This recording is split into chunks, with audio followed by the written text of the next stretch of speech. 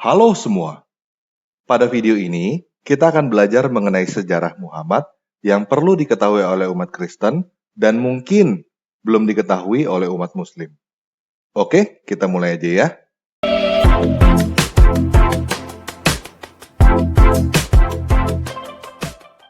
Halo guys, berjumpa kembali bersama vlogger Debaters. Salam sehat.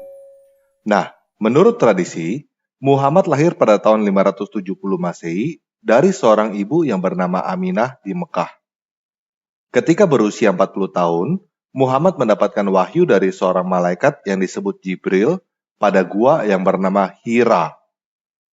Pada tahun 622, dia pindah dari Mekah ke Madinah.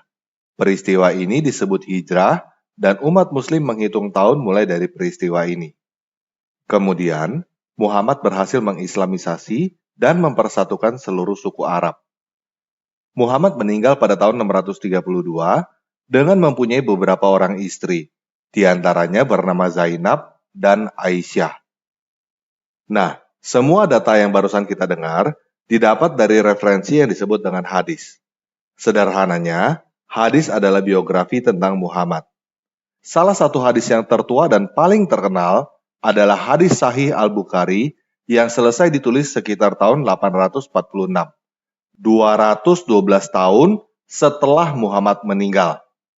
Menurut tradisi, biografi pertama tentang Muhammad ditulis oleh Ibn Ishaq pada tahun 767, 135 tahun setelah Muhammad meninggal. Namun, biografi ini hilang. Karya Ibn Ishaq diketahui karena ada dikutip oleh Ibn Hisham pada bukunya yang berjudul Sirah Nabawiyah, yang ditulis sekitar tahun 828, 196 tahun setelah Muhammad meninggal, dan At-Tabari yang ditulis sekitar tahun 915, 283 tahun setelah Muhammad meninggal. Nah, coba sekarang kita perhatikan. Seseorang yang dianggap nabi terbesar oleh umat muslim, mempunyai prestasi sedemikian besar, mendapatkan wahyu dari Tuhan, mempersatukan seluruh suku Arab, tetapi biografinya baru ditulis lebih dari 135 tahun setelah dia meninggal, dan ditulis berdasarkan cerita yang dikumpulkan dari rakyat. Ada yang aneh gak?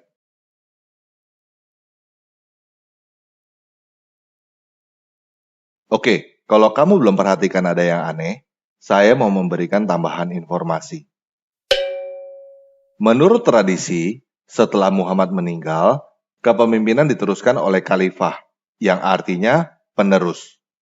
Pertama, diteruskan oleh para sahabat Nabi, yaitu Abu Bakar yang hanya memerintah selama 2 tahun, lalu meninggal karena sakit. Kemudian, diganti oleh Umar bin Khattab yang memerintah selama 10 tahun, lalu mati dibunuh.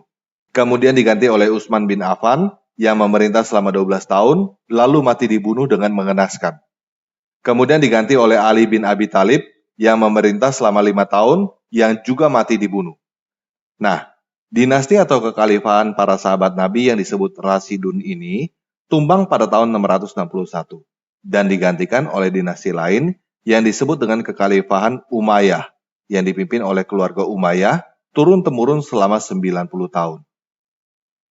Pada tahun 750, dinasti Umayyah tumbang dan digantikan oleh dinasti lain yang disebut kekhalifahan Abbasid. Nah, biografi pertama Muhammad ditulis oleh Ibn Ishaq pada tahun 767.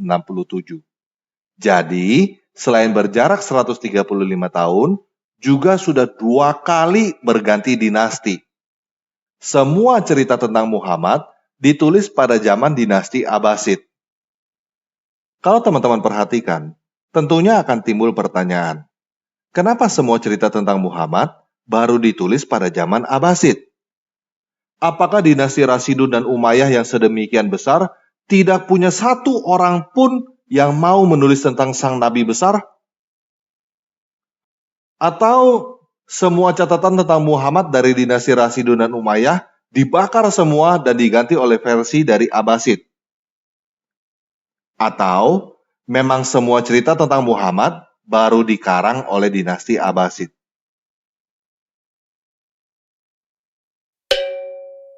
Nah, kalau kita kilas balik sejarahnya, persatuan bangsa Arab terjadi pada zaman Rasidun. Kemudian, wilayah kekuasaan mencapai puncaknya pada zaman Umayyah. Pada zaman Umayyah inilah terjadi Arabisasi. Bahasa Arab menjadi bahasa internasional. Tepatnya pada zaman Abdul Malik bin Marwan. Abdul Malik bin Marwan inilah yang mendirikan kubah batu di Yerusalem pada tahun 691 dan menghilangkan gambar wajah manusia pada koin. Ayahnya Abdul Malik, yaitu Marwan, mempunyai ibu yang bernama Aminah, mempunyai banyak istri yang diantaranya bernama Zainab dan Aisyah. Apakah Marwan mempunyai nama ibu dan beberapa istri yang sama dengan Muhammad cuma kebetulan? Atau jangan-jangan Muhammad adalah sebuah gelar yang digunakan oleh banyak pemimpin Arab pada zaman itu? Nah, sepeninggalan Abdul Malik, terjadi jurang pemisah yang cukup besar antara orang Arab dan non-Arab, sehingga terjadi kerusuhan di mana-mana. Kemudian, dinasti Abbasid mengambil alih dinasti Umayyah dengan menghilangkan jurang pemisah antara orang Arab dan non-Arab, disertai dengan propaganda sebagai keturunan pamannya Muhammad yang bernama Abbas.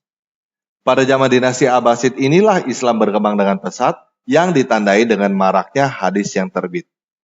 Dan selain itu, pada zaman Abbasid inilah Al-Quran juga dikanonisasi menjadi 7 versi qiraat atau 7 ahruf oleh Abu Bakar ibn Mujahid yang lahir pada tahun 859.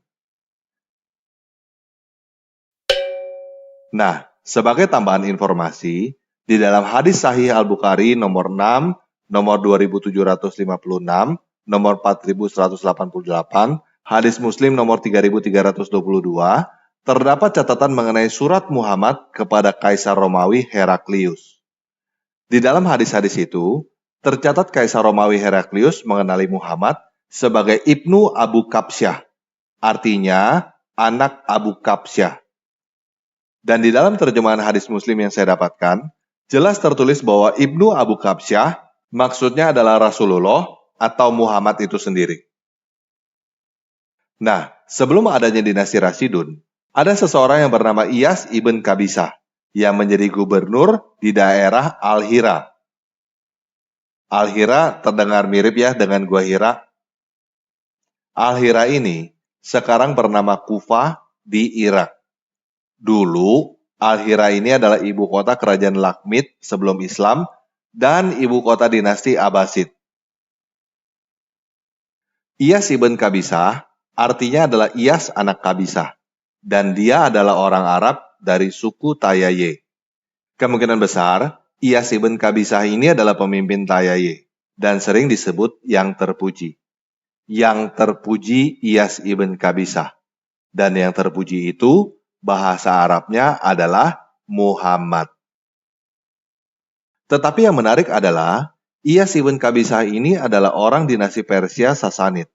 Dia adalah gubernur dan hidup pada zaman Kaisar Heraklius. Jadi, tidak heran bila dia menulis surat kepada Kaisar Heraklius. Namun, dia tidak lahir di Mekah dan dia adalah seorang Kristen. Jadi, ada kemungkinan Muhammad itu adalah sebuah gelar yang artinya terpuji yang dipakai oleh banyak orang. Mulai dari Iyas ibn Kabisah, Marwan, Abdul Malik, dan lainnya. Seperti halnya Firaun yang juga adalah gelar yang dipakai oleh banyak pemimpin di Mesir zaman dulu. Dan mungkin aja pada zaman dinasti Abbasid, semua cerita rakyat tentang siapapun yang mempunyai gelar Muhammad, entah itu Iyas ibn Kabisah, entah itu Marwan, entah itu Abdul Malik, dikumpulkan dan dibukukan menjadi yang kita kenal dengan sebutan hadis. Mungkin aja para pengarang hadis itu awalnya hanya bertujuan untuk mengumpulkan dongeng atau komik seperti halnya Marvel dan DC. Namun, cerita-cerita tersebut diterima dengan luar biasa dan dianggap sebagai kebenaran sampai sekarang. Dan mungkin juga kata Islam dan Muslim adalah istilah baru yang dimunculkan pada zaman dinasti Abbasid sebagai cara untuk mempersatukan orang Arab dan non-Arab.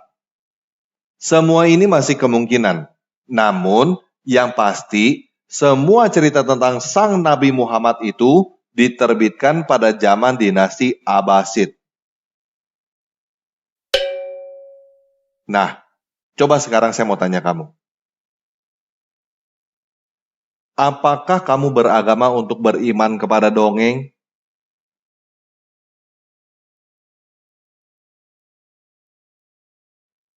Untuk apa kamu mempercayai dongeng sebagai kebenaran kan?